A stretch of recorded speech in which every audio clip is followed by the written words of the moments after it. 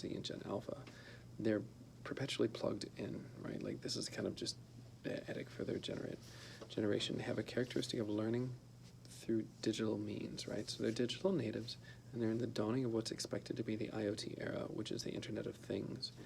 Now, they're pragmatically driven, and according to the 2019 news article, the average teenager spends about 7 hours daily on screen time alone. That's not just ingesting media, but it's just screen time. And it jumps up to about 9 hours whenever you look at the actual education being added on top of like the leisure component and the entertainment components. So that means that this generation is also kind of prone to distraction and some multitasking behaviors. They have a short attention span, right? They have a connected lifestyle, and which means that the culture and the content that you experience in the classroom has to have some kind of effect outside of the classroom in their everyday lives. Now, one of the problems I thought was very interesting was that we are preparing Generation Alpha while looking for Generation Z needs while using Generation X resources and baby boomer content, right? So the idea is that this is a very pragmatic approach, saying that like every generation needs something different, which would be kind of rejected under realist or idealist sort of philosophical models.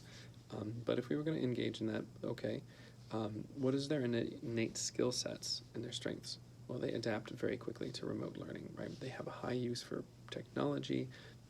That iPhone or tablet that's in their hand is basically an extension of their self. So they also carry with them some idealisms, some desires for social change, for content creation. They're highly connected to social media, and they email and text friends fairly regularly throughout the day, if not all the time. One of the things that they had as a response to like life's problems was just Google it, find the answers to routinary problems, and that's fine for the what, the questions of what am I doing, or what does this mean, or what is this rash from, or what does this plant. But it isn't as good when it comes to deeper questions where we're looking for how do I do something, or why should I do something, right? Those are more deeper layer questions that you're not going to find quickly on YouTube or on Google. You have to kind of wrestle with them yourself, right? The other beautiful thing about that particular generation is that they have an entrepreneurial drive, right? They want to create, they want to have that content, they want to be able to make a difference, right? So let's talk about some of the deficiencies, and they're not short. They're very prone to multitasking, which means that they're inefficient use of their time. They have shorter attention spans. They're highly distracted. They're highly connected to social media, which means that they have a reduced ability to discuss and engage in a person-to-person conflict or person-to-person communication. They also have reduced ability sometimes for emotional intelligence. They won't have the same social skills as what you see in Generation X or even millennials.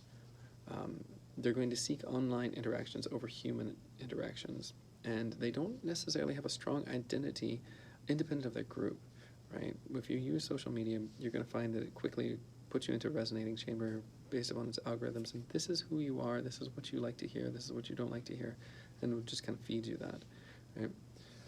Now, one of the things that were troubling, and we didn't actually cover anywhere in class, is actually data according to the CDC, and as reported by Business Insider and a couple other websites. Children aged 10 to 14, the suicide rate has tripled from 2007 to 2017. For teens between 15 and 19, the rate increased by 76% in that same time period. Suicide is the second leading cause of death for people 10 to 24 in 2017. So it's a huge deal, and it's going up. And there are even some links and some research that's going on that tries to relate, at least get correlation, if not causation, between social media use and suicide or suicide risk. So this comes at a cost, being so connected to the world, right?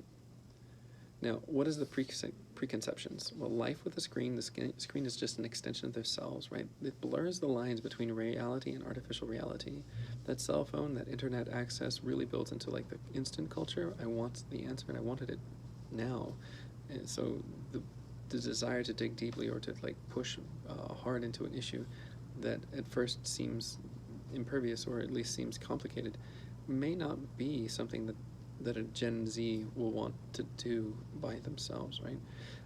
They're very interested in solutions for either the environment or social change, but when it comes to education, they believe in a very similar pragmatic model. Education needs to be about me. It needs to be about my needs. It needs to be about my feedback. It's very tuned and very accustomed to what, like, the John Dewey approach, trying to meet the child where they are. Part 2. So the interview with the field educator, Sarah Pando. Sarah Pando teaches English as a second language to kindergartens through elementary school levels in Amsterdam, New York. She teaches in a school that has a high poverty rate and a high percentage of people in color.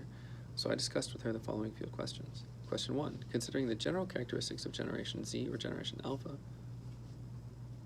what concerns you? Some concerns directly came to mind in regards to skill strengths and gaps that they potentially bring to a classroom. One, in the fact that they are more accustomed to talking to each other and in general over a computer or cell phone, or oftentimes they lack the ability to bring issues and concerns to an in-person conversation. These generations were brought up on cell phones, computers, and things being instant, not waiting for and working harder for results.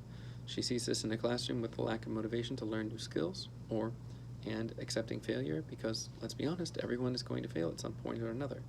In other ways, these generations are much more tech-savvy, and they're able to learn tasks quicker in regards to technology and new ways of education.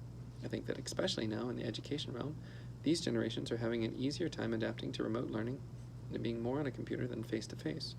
Again, all students are different, so although they are able to access technology easier and quicker, this may not be their preferred way of learning, and this may be where the struggle is. Question 2. Do you think that there are any preconceptions associated with this next generation?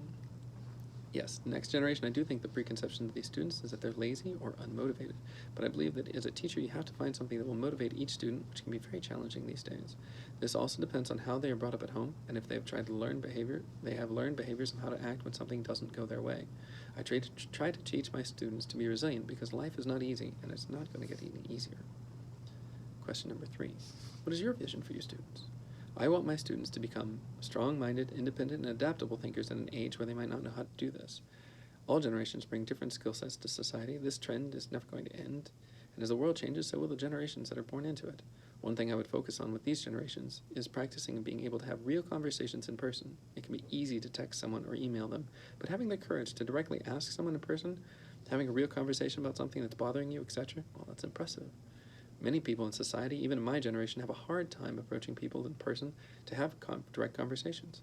The issue with having conversations on text, email, and the lines of communication can be easily lost. And in a world where things are already complicated enough, you want to have strong, easy, communicable relationships with your family, your friends, your coworkers, not make it more difficult. In regards to getting my students ready for the world, regardless of what professional or career path they go in, being able to communicate well is an asset to have in any career, because it's often hard to come by in newer generations. A company, a school district, even a job at a convenience store is going to want to make sure that you have clear and concise conversations with whoever you come in contact with. Part number 3. So my teaching goals, right? So the 3 teaching goals that I would take is 1, I would want to teach virtues and introspection through the use of small groups, to be able to work on innovative solutions towards either a local or neighborhood problem, and pitch this prototype together to get funding or to get other community buy-in, right? What this does is this actually leverages the so what principle that John Dewey is a proponent for, which is pragmatism, which kind of engages well with that student in that particular generation. It leverages I would leverage using a project management system called Scrum, which is used in software design and software development already for a couple of decades now, so it's fairly well hashed out. Wouldn't have to reinvent the wheel for that. And you would creates the opportunity for some teams to self-organize, to find groups for collaboration towards a common issue, and then you can kind of see how they're going to be able to work through their communications. Are they going to hardline for their particular beliefs and their wants, or are they going to be able to compromise for the good of the team? And being able to draw at the end of that turn some introspective understanding of themselves, and through their material and through their creative processes, allows them to better understand, how do I learn, how do I work better, and what are my barriers, right? So it kind of takes it home at a different level than just being preached at. The other part number 2, would be to develop resiliency. So that'd be my second goal, is developing resiliency. It said in some of the teaching material that we learned this week, it's that up to 72% of Generation Z wants to start their own business. So being able to develop the ability to bounce back from setbacks is incredibly important life skill. So I would suggest, and I'd probably use part of my teaching material, the why and the understanding of the why, the how, and the what by Simon Sinek, starting with why. I'd want to use James Clear's book, Atomic Habits, and also develop some person-to-person communication. And I would always want to push to distinguish facts from fakes, right? The idea of something being authentic and something being real, and something being true to its nature, rather than being something that's superficial or being manipulated.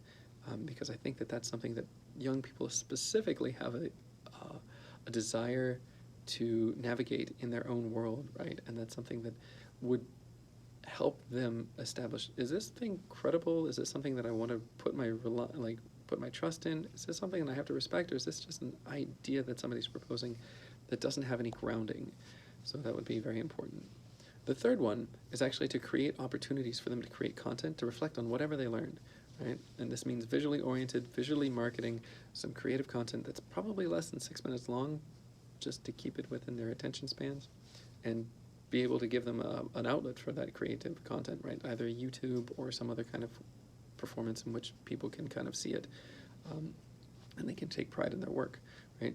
So creative marketing, it's about understanding the boundaries of their competencies and like where can they push, where can they offer their solutions, right? That's the boundaries for entry, as it was stated previously, are reduced with technology, which means that having an understanding of what I can do and how I can find those answers is more important than actually having those answers by themselves, right? So I'm going to put up the references that I used. Thank you for your time, and I hope that you enjoyed this podcast.